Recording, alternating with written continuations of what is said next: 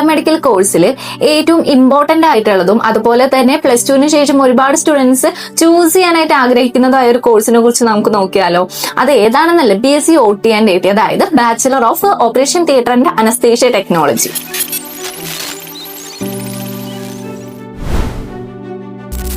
ഒരു ഓപ്പറേഷൻ തിയേറ്ററിൽ ഓപ്പറേഷൻ നടക്കുന്നതിന് മുന്നോടിയായിട്ട് ഒരുപാട് പേരെ നമ്മൾ കണ്ടിട്ടുണ്ടല്ലോ. അതായത് മെയിൻ ആയിട്ടുള്ള ഡ്യൂട്ടി ഡോക്ടർ, നേഴ്സ്, അതുപോലെ തന്നെ ഡ്യൂട്ടി ഡോക്ടറെ അസിസ്റ്റ് ചെയ്യുന്ന കുറച്ച് പേര്, അതായത് ഡ്യൂട്ടി ഡോക്ടറെ അസിസ്റ്റ് ചെയ്യുന്ന ഒരു ടീം, അവരെയാണ് മെയിൻ ആയിട്ട് ഓപ്പറേഷൻ തിയേറ്റർ ടെക്നോളജിസ്റ്റ് എന്ന് പറയുന്നത്. അപ്പൊ എല്ലാവരും വിചാരിക്കുന്നുണ്ടായിരിക്കും എന്താണ് അവരുടെ പ്രാധാന്യം അല്ലെങ്കിൽ ഇമ്പോർട്ടൻസ് എന്താണെന്നുള്ള കാര്യം എല്ലാവരും ഇപ്പൊ ചിന്തിക്കുന്നുണ്ടായിരിക്കുമല്ലോ. അതായത് ഒരു ഓപ്പറേഷൻ നടക്കുന്നതിന് മുന്നോടിയായിട്ട് ഓപ്പറേഷൻ തിയേറ്ററിനെ അസിസ്റ്റ് ചെയ്യുക, അതുപോലെ തന്നെ ഇപ്പോൾ ഓപ്പറേഷൻ തിയേറ്ററിൽ വരുന്ന സർജിക്കൽ എക്യുപ്മെന്റ്സ് എല്ലാം കറക്റ്റായി അറേഞ്ച് ചെയ്ത് വയ്ക്കുക. അതുപോലെ നമുക്ക് ഓപ്പറേഷൻ തിയേറ്ററിൽ വരുന്ന ഒരുപാട് മെഷീൻസും കാര്യങ്ങളൊക്കെ ഉണ്ട്, അതെല്ലാം പ്രോപ്പറായി വർക്ക് ചെയ്യുന്നുണ്ടോ എന്ന് ചെക്ക് ചെയ്യുക. അതുപോലെ തന്നെ പേഷ്യന്റിനെ കെയർ ചെയ്യുക. ഇത്രയും കാര്യങ്ങളാണ് മെയിനായിട്ട് ഒരു ഓപ്പറേഷൻ തിയേറ്റർ ടെക്നോളജിസ്റ്റിന്റെ വർക്ക് വരുന്നത്. അപ്പൊ വേറൊരാൾ കൂടി ഉണ്ടായിരുന്നല്ലോ, അനസ്തേഷ്യ ടെക്നോളജിസ്റ്റ്. അതെന്താണെന്നല്ലേ, അതായത് നമ്മളിപ്പോ എന്തെങ്കിലും ഒരു ഓപ്പറേഷൻ ബേസ് ചെയ്തിട്ട് നമ്മൾ ഡോക്ടറെ കാണുന്ന സമയത്ത് ഡോക്ടർ നമ്മുടെ അടുത്ത് പറയാറുണ്ട്, അനസ്തേഷ്യ ഡോക്ടറെയും കൂടി ഒന്ന് കണ്ടോളൂ എന്നുള്ള കാര്യം നമ്മളെല്ലാവരും കേൾക്കുന്ന ഒരു കാര്യമാണല്ലോ. നമ്മുടെ ഓപ്പറേഷന്റെ ഡേറ്റ് വരെ ഫിക്സ് ചെയ്യുന്നത് ഒരു അനസ്തേഷ്യ ഡോക്ടറാണ്.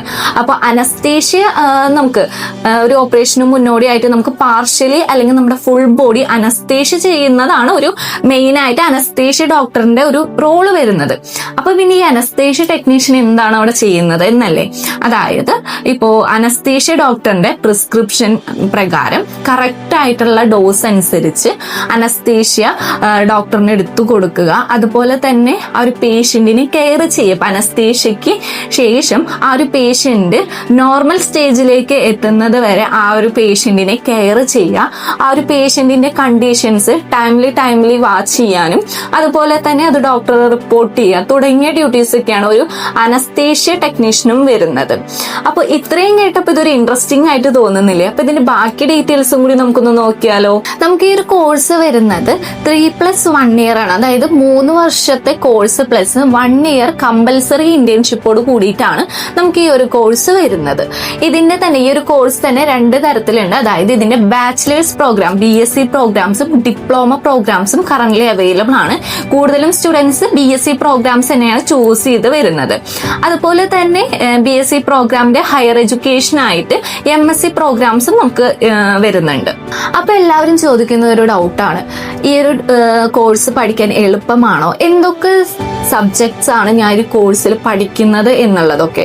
നമ്മൾ നോർമലി പാരാമെഡിക്കൽ കോഴ്സസിൽ പഠിക്കുന്ന സിലബസ് ആയിട്ടുള്ള anatomy, physiology, biochemistry, microbiology, pharmacology തുടങ്ങിയ എല്ലാ സബ്ജക്ട്സും നമ്മൾ പഠിക്കുന്നുണ്ട്. ഇപ്പൊ ഒരു ഡോക്ടർ പഠിക്കുന്ന അത്ര ഡെപ്തിൽ നമ്മൾ പഠിക്കുന്നില്ല എന്നുള്ളതുള്ളൂ. അതുപോലെ തന്നെ ഈ ഒരു സബ്ജക്റ്റുകൾക്ക് പുറമെ operation theatre management, sterilisation, surgical techniques തുടങ്ങിയ കോഴ്സസും കൂടി, അതായത് തുടങ്ങിയ സബ്ജക്റ്റും കൂടി നിങ്ങൾ ഈ ഒരു കോഴ്സിന്റെ ഭാഗമായിട്ട് പഠിക്കുന്നുണ്ട്. നമുക്ക് ഈ ഒരു കോഴ്സിന്റെ എലിജിബിലിറ്റി റിക്വയർമെന്റ് ആയിട്ട് വരുന്നത് +2 സയൻസിന് ഫിസിക്സ്, കെമിസ്ട്രി, ബയോളജി ഈ 3 സബ്ജക്റ്റിനും 50% മുകളിൽ മാർക്കുള്ള ഒരു സ്റ്റുഡന്റ് ആണോ നിങ്ങളെന്നുണ്ടെങ്കിൽ നിങ്ങൾക്ക് തീർച്ചയായും ഈ ഒരു കോഴ്സിന് അപ്ലൈ ചെയ്യാവുന്നതാണ്. നമുക്ക് പ്രാക്ടിക്കലും തിയറിയും ഒരേപോലെ വരുന്ന ഒരു കോഴ്സാണ് ഇതപ്പോ. പ്രാക്ടിക്കൽ ആൻഡ് തിയറി ഒരേപോലെ താല്പര്യമുള്ള സ്റ്റുഡൻസ് ആണ് കൂടുതലും ഇത്തരം കോഴ്സുകൾ എടുത്തു വരുന്നത്. അതുപോലെ തന്നെ നമുക്കിപ്പോ എബ്രോഡ് ആണെന്നുണ്ടെങ്കിലും ഇന്ത്യയിലാണെന്നുണ്ടെങ്കിലും ഒരേപോലെ ജോബ് ഓപ്പർച്യൂണിറ്റി ഉള്ള ഒരു കോഴ്സും കൂടിയാണ് BSc OT and AT എന്ന് പറയുന്നത്. ഈ ഒരു കോഴ്സിന് ശേഷം ഓപ്പറേഷൻ തിയേറ്റർ ടെക്നോളജിസ്റ്റ് ആയിട്ടും അനസ്തേഷ്യ ടെക്നീഷ്യൻ ആയിട്ടും 2 ജോബ് ഓപ്പർച്യൂണിറ്റീസ് ആണ് നിങ്ങൾക്ക് ഈ ഒരു കോഴ്സിന് ശേഷം നിങ്ങൾക്ക് മുന്നിലേക്ക് വരുന്നത്.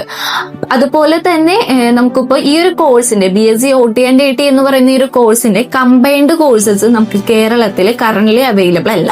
നമുക്ക് കേരളത്തിന് പുറത്താണ് ഈ ഒരു കോഴ്സിന്റെ കമ്പൈൻഡ് കോഴ്സസ് അവൈലബിൾ ആയിട്ടുള്ളത്. അപ്പൊ നമ്മൾ കേരളത്തിന് പുറത്തൊരു കോളേജസ് നോക്കുന്ന സമയത്ത് ഓൺ ഹോസ്പിറ്റൽ ഉള്ളതും, അതായത് തിയറി ആൻഡ് പ്രാക്ടിക്കൽ ഒരേപോലെ വരുന്ന ഒരു കോഴ്സ് ആയതുകൊണ്ട് തന്നെ നമ്മൾ ഓൺ ഹോസ്പിറ്റൽ അവൈലബിൾ ആയിട്ടുള്ളതും ഓപ്പറേഷൻ തിയേറ്റർ അതുപോലത്തെ എല്ലാ ഫെസിലിറ്റീസും ഉള്ള ഒരു കോളേജ് നോക്കി ചൂസ് ചെയ്യാനായിട്ട് ശ്രദ്ധിക്കണം.